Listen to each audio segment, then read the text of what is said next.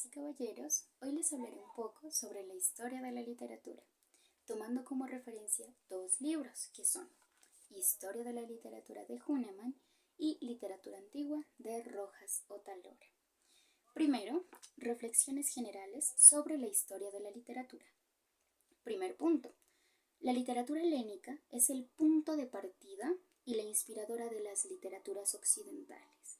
Cabe aclarar que cuando hablamos de literatura helénica o usamos el término helénica o artes helenísticas, siempre quiere decir que hablamos de Grecia.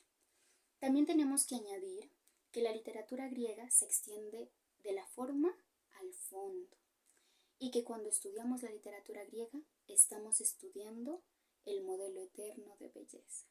Segundo punto. Las columnas de la literatura occidental son primero Grecia, de la cual recibimos conceptos filosóficos y estéticos, luego Roma, de la cual recibimos aspectos jurídicos y políticos, y el cristianismo, el cual aportó su concepción ética y religiosa. Ahora sí, comencemos. Literaturas antiguas. Primero, literatura hebrea, o sea, literatura egipcia. Se la considera como la literatura más antigua que existe. Los libros de Moisés fueron escritos antes que los antiguos poemas indostánicos. Moisés escribió el Pentateuco, luego su sucesor Josué escribió el libro de Josué, luego Samuel escribió Jueces y Ruth, todo esto alrededor del pueblo israelita hasta la conquista de su país por los romanos. También podemos decir que la poesía de David y de Salomón es la poesía hebraica de oro. Así es como luego se constituye la Biblia, que es uno de los libros más antiguos que existe, y es un libro de majestad aterradora. Bueno, seguimos con las literaturas orientales que hacen parte de las literaturas antiguas. Entonces, segunda literatura, literatura china. En esta literatura antigua podemos iniciar destacando el Qi Qing, que es un libro sagrado de la China redactado por el famoso filósofo Confucio, o sea, Confucio. Podemos continuar por el creador de la poesía erudita que fue Tu Fu. La literatura china denota mucho espíritu de observación y facultades analíticas. Suele ser muy exacta y escrupulosa, por lo que suele faltarle la virtuosa fantasía creadora. Tercero, literatura indostán. Los libros sagrados de la literatura indostán son los 4 Vedas. Veda significa ciencia. Y el más antiguo e importante de ellos es el Rig Veda, que significa ciencia de los cantares. Esta literatura posee 2 de los más grandes poemas, que son el Mahabharata y el Ramayana. También destaquemos a Kalidasa como el mejor dramático y poeta indostán. Sus obras son Urvasi y la Sakuntala. Las fábulas de la India se encuentran compiladas en el Hitopadesa. Finalmente, podemos decir que la literatura indostán, siempre mancillada, contiene visibles extravagancias de la fantasía, y eso es precisamente lo que la hace brillar por su belleza. Cuarto, literatura arábica. La poesía arábica, anterior a Mahoma, es de carácter sencillo, de una fantasía ardiente y un poco carente y descolorida. Y el árabe no puede tener otras condiciones en su literatura, siendo un pueblo habitador de inmensos desiertos de arena y abrazado por un sol de fuego. El libro sagrado del islamismo es el Corán. En esta literatura figura, aunque impropiamente, una colección de bellos, hermosos cuentos llamados Las Mil y Una Noches. Digo que impropiamente porque varios de sus cuentos son de origen indio y persa. El libro lo tengo por aquí está,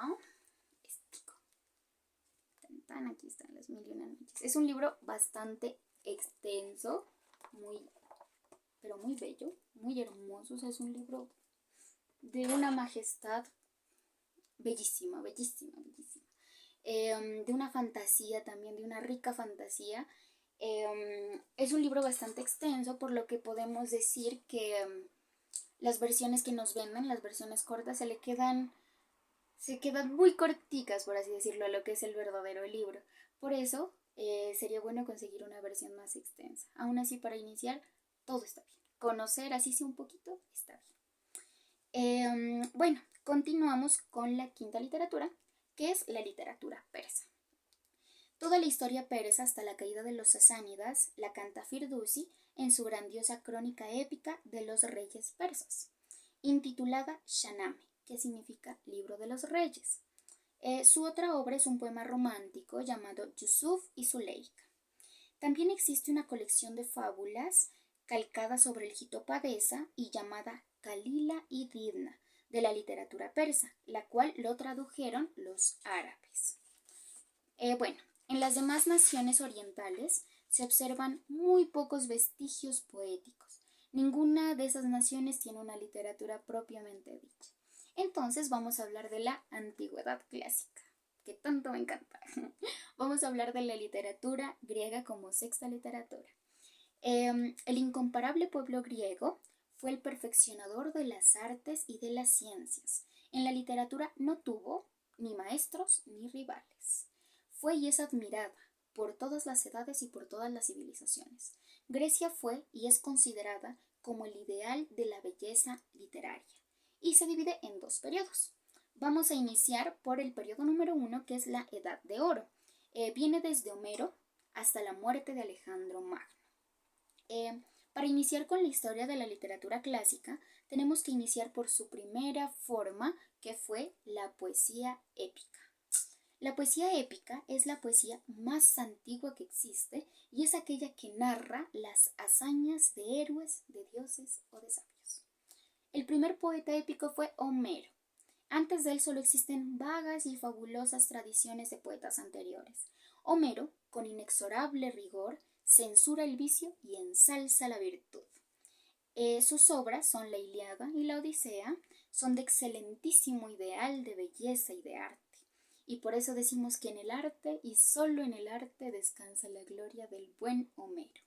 Por aquí cuento también con sus dos obras, que son la Ilíada, que la tengo por aquí, la Ilíada, un poquito extensa y un poquito compleja. Para mí fue un poquito compleja de leer. Los clásicos siempre son complejos, pero son hermosos, hermosos. Después de esforzarse un poquito en leerla y de continuar la lectura, porque la excelencia también es un hábito, ¿no es cierto? Entonces, son un poquito difíciles, pero aún así de una majestad y tan exquisitos que no se arrepiente uno. Por aquí tengo la Odisea de Homero, una edición de lujo que me encanta. Viene con un prólogo increíble, que yo lo leí, wow, un excelente prólogo, de un escritor novelista español, Álvaro Cunqueiro. Por aquí está. Wow, son obras hermosas. Homero dejó bien puesto el tope de las letras. Bueno, luego continuamos con la poesía lírica, después de la poesía épica que la representa Homero. La poesía lírica es una de las formas más profundas de expresión, es compuesta en verso y se le denominó como género elegíaco en su época. Luego se fue perfeccionando en ardientes cantos guerreros. Luego aparece en Grecia la poesía dramática o tragedia, que fue la primera forma de teatro. Se originó gracias a la fiesta que se hacía en honor al dios Baco. En Grecia, que era como la cuna del arte, se hicieron inmensos y soberbios teatros para representar poesías dramáticas, para el pueblo entero y para los magistrados de Atenas. El primer escritor dramático, lleno de sublimidad en sus diálogos y desenvolvimientos escénicos, fue Esquilo. Luego le sigue el gran Sófocles, dando a la tragedia su más alta perfección, destacando con obras como Edipo Rey o Antígona. No he tenido la oportunidad aún de leer a Esquilo, pero sí tengo por aquí a Sófocles, lo leí hace poquito. Edipo Rey, vienen 3 obras, Edipo Rey, Antígona y Electra. Al comienzo me daba como pereza, decía como que las obras teatrales como que no sé, no podía, como que aquí viene que el coro, que los nombrecitos aquí cada uno, el que sigue, Edipo, Creonte, bueno, todos los que van a hablar. Pero después de leerla quedé impactada. Después de leer Edipo Rey, su obra cumbre, yo dije, wow, las letras clásicas por eso dejaron tan alta, ¿no? Su perfección fue tan alta que por eso, ¿no? Son las clásicas, pues. Bueno, Luego aparece el tercero de los grandes trágicos griegos, que es Eurípides, y finalmente destacamos al padre de la comedia y enemigo de la mala política y de los oligarcas advenedizos, llamado Aristófanes. Ahora vamos a hablar de la prosa. La prosa es la forma natural del lenguaje, es la que narra y que no está sujeta a versos, a medidas o a reglas. Aquí destacan los grandes historiadores de Grecia que se propusieron escribir para instruir al pueblo griego más que para narrar, y son Heródoto, Tucídides, Jenofonte y Demóstenes. Luego apareció la ciencia que se adornó con los atavios de la imaginación y se presentó como único y raro ejemplo de una razón elevada y filosófica. Y aquí aparecen escritores como Sócrates, Platón y Aristóteles con sus grandes obras. Finalmente hablaremos de la novela griega. Fue tan tardía su existencia que no existe un término griego o latino que determine adecuadamente lo que hoy nosotros conocemos como novela. Su nacimiento inició así. Les voy a contar la historia de cómo nace la novela griega. Resulta que muchos autores griegos querían dar a conocer las conquistas que hacía Alejandro Magno. Sin embargo, se dejaban seducir por toda clase de fábulas que impresionaban a su público, pero que distorsionaban la realidad de los hechos. Y entonces empezaron a confundir los límites entre la poesía y la historia. Y poco a poco ya no fueron relatos históricos totalmente verdaderos, sino que ya fueron siendo novelas más narrativas. La novela Daphnis y Cloe del Hongo es considerada como la novela más antigua que existe. Bueno, aquí terminamos la edad de oro de las letras griegas, también llamado el siglo de Pericles. Los supremos escritores son Homero, Platón, Esquilo y Demóstenes. Luego le siguen por su extraordinaria facultad creadora y estética Sófocles, Aristófanes, Heródoto y Píndaro. Bueno, periodo número 2, decadencia de la literatura griega. Viene desde la muerte de Alejandro Magno hasta la toma de Constantinopla por los turcos. A este periodo también se le llama el periodo de la decadencia. En este periodo aparece la literatura eclesiástica, o sea, la literatura cristiana, que fue defendida por los padres apostólicos que intentaban reanimar la edad de oro de Grecia, padres como San Vicilio o San Crisóstomo. Aún así, el genio griego había muerto. Mas, sin embargo, si las apariencias no nos engañan, no ha muerto para siempre y es posible que resucite. Bueno, esto es todo sobre la literatura griega. Continuemos con la séptima literatura, que es la literatura latina. La literatura latina es la literatura romana y se le llama así porque es en la Roma antigua donde nació el latín. El pueblo romano no nació del todo ni para la literatura ni para las ciencias. Nació más que todo para la política, las armas y la oratoria, que en eso se destaca bastante. Fue la nación más audaz y poderosa de la tierra. Aún así, su literatura es elegante, sentenciosa, breve y de altivo imperio. Destacan escritores como Virgilio, el autor de la Eneida, como Cicerón y como Ovidio. Luego con ellos termina la edad de plata de las letras latinas y luego se empieza a barbarizar despistadamente el idioma.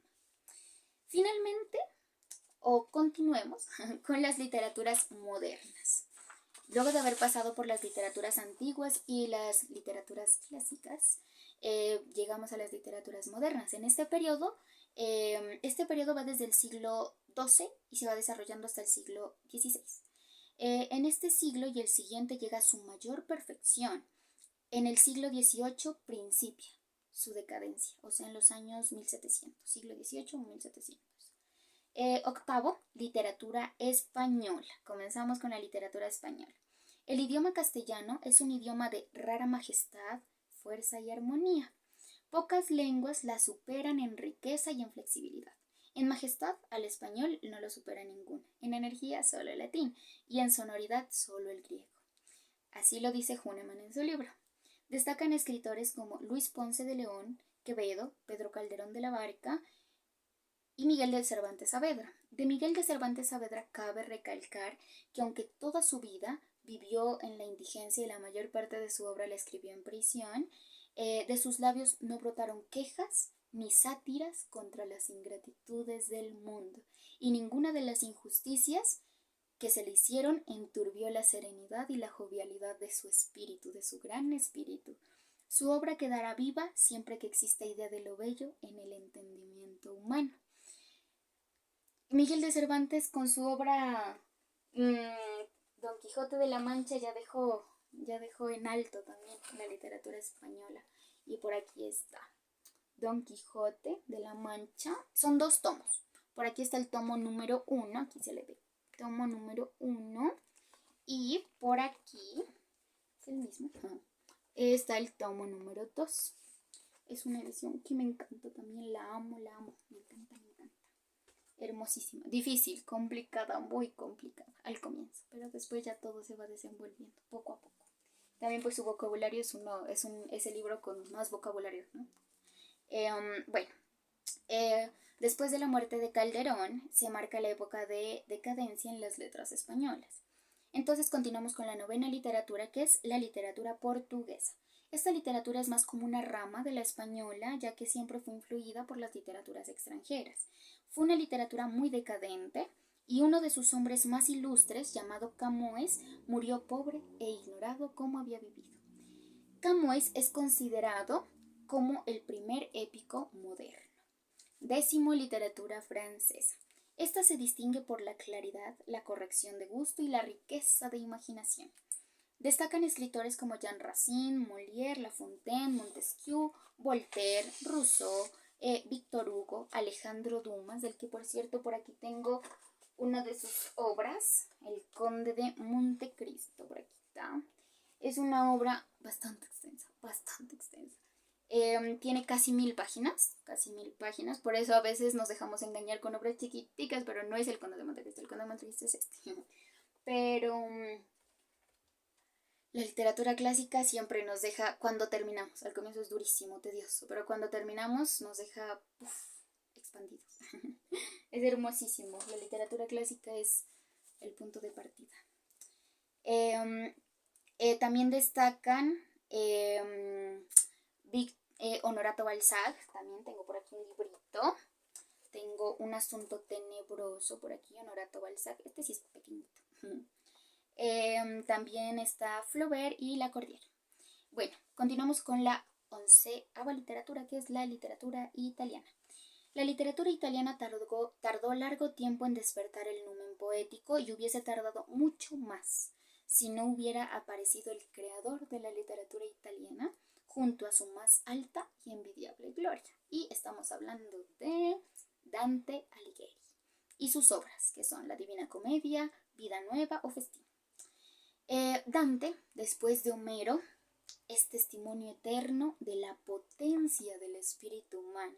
Ningún poeta ha sabido cantar como él, dice Hünemann en su libro. Y claro que tengo La Divina Comedia de Dante, la tengo por aquí. También me tardé en conseguirla bastante tiempo porque todas eran como versiones resumidas, todas, no sé, no me gustaban hasta que me encontré esta. Dante Alighieri, Divina Comedia. Son 3 libros. Son 3 libros. Es muy extensa, pero es porque viene, es una edición bilingüe, o sea, viene en italiano y en español. Entonces por eso es extensa. Por aquí tenemos el paraíso, ¿no? Por aquí tenemos el infierno, el averno. Y por aquí tenemos el purgatorio. Estos son los 3 libritos. Bueno, continuemos. Otros escritores italianos que se destacan son Petrarca, Boccaccio, Tasso, Ariosto y Nicolás Maquiavelo, a quien se tiene como mayor prosista de su época con su obra Tratado del Príncipe, La Mandrágora o su discurso sobre Tito Livio. Continuamos con la 12ª literatura, que es la literatura alemana, que tanto me encanta también, porque ahí están 2 de mis escritores favoritos, que son Hölderlin, poeta, y Goethe. Bueno, en la literatura alemana encontramos una cantidad muy amplia de escritores, entre los cuales destacan Klopstock, Lessing, Goethe. De Goethe tengo por aquí Fausto, ¿no? Fausto de Goethe, por aquí es una edición viejita. Pero increíble. La primera parte es maravillosa, la segunda es un poco confusa y muchos de mis amigos que la han leído también me dicen que es confusa, pero es una obra bastante genial. Otra obra es Las penas del joven Beder de Goethe, que no lo he podido conseguir, ni siquiera en la biblioteca de la ciudad tampoco está, entonces difícil. Dijeron que tocaba mandar a pedirla, pero ya nunca volví, seguí leyendo los libros que tenía en casa. Bueno, aparte de Goethe está Schiller y está Hölderlin, el poeta de los manantiales, ¿no? Y está Anna Droste-Hulshoff, considerada una gran poetisa. Bueno, 13 literatura inglesa. En medio de su interminable campo de batalla, Inglaterra aprendió a tomar sus rosas con delicada mano llena de amor. Al inicio todos sus dotes artísticos fueron eclesiásticos, luego aparece la moral y junto a ella sus frutos. Destacan escritores como Charles Dickens, Enrique Longfellow, Alfredo Tennyson, John Milton, que es considerado uno de los grandes poetas ingleses, y yo diría que uno de los grandes poetas, y finalmente Shakespeare. Shakespeare fue un hombre de fantasía rica y creadora, de sensibilidad profunda y delicada y de razón serena y poderosa. De Shakespeare solo tengo un librito, Romeo y Julieta. Por aquí tengo la tragedia romántica de Romeo y Julieta. Es bastante, es sencilla de leer y uno queda impactado porque fue de mis primeras tragedias románticas, entonces yo quedé como que, por eso cuando después ya me fui a leer a Sófocles, ya quedé como, ya fue como más relajado, más, no fue tan, no fue tan una bomba, sino que ya fue más, uno ya se va suavizando, ya se va endureciendo incluso un poco. Bueno, finalmente hablaremos de las literaturas septentrionales y eslavas. Aquí destacaremos escritores de Belga, Escandinavia, Dinamarca, Noruega, Suecia, Polonia, Rusia, Hungría, entre otros escritores de Países Bajos, de Escandinavia o de países eslavos. Estos escritores destacados, como lo dice Huneman en su libro, son Jules van Den, Christian Andersen, Enrique Ibsen, Isaiah Stegner, Pushkin, Tolstoy y Luis Holberg, entre otros. Bueno, ahora sí, conclusiones. Estas han sido todas las literaturas antiguas, clásicas y modernas. Para concluir este video, recordemos la evolución de la literatura. Recordemos que primero fue la épica de Homero. Primero fue la épica, la poesía épica. Luego apareció la poesía lírica, salió de su cuna y la poesía lírica. Luego apareció el drama, la poesía dramática o la tragedia, que fue la primera forma de teatro. Luego apareció el relato histórico o filosófico y finalmente la novela, que ya sabemos cómo fue naciendo. Bueno, como dice Huneman en su libro, conocer la historia de la literatura y sus letras es conocer las más delicadas plantas del entendimiento humano. Y tener el conocimiento de los genios literarios es sondear en las hondas almas de tan eminentes hombres y en sus corazones que son raudales de luz con ráfagas de belleza. También recordemos, como dijo Gilbert Higgett, somos nietos de los romanos y bisnietos de los griegos. Sin ellos nuestra civilización habría sido menos pensadora y más materialista. Y nunca duden de la soberana perfección de la sombra clásica y de que por ser bella no ha perecido. Aquello que es hermoso no perece. Una última cosa, si quieren empezar o ya han empezado en los libros clásicos con Homero, Sófocles, Platón o Miguel de Cervantes, es complicado. Si van a empezar es complicado, o sea, ir a comprar un libro sin saber con qué te vas a topar es un poco complicado, pero nunca neguemos la soberana perfección, como dice Huneman, de la sombra clásica, ¿no? De las letras clásicas. No nos defraudan, son tediosas, sí, pero no nos defraudan. Y en unos pocos versos te pueden sacudir el alma, sacudir todos los manantiales que tienes hasta ahora de conocimiento y llenarte y quitar esas piedritas para que fluya mejor. Bueno, hoy hemos hablado sobre la historia de la literatura. Espero tengan un buen día o una buena tarde o una buena noche. Hasta una siguiente eternidad.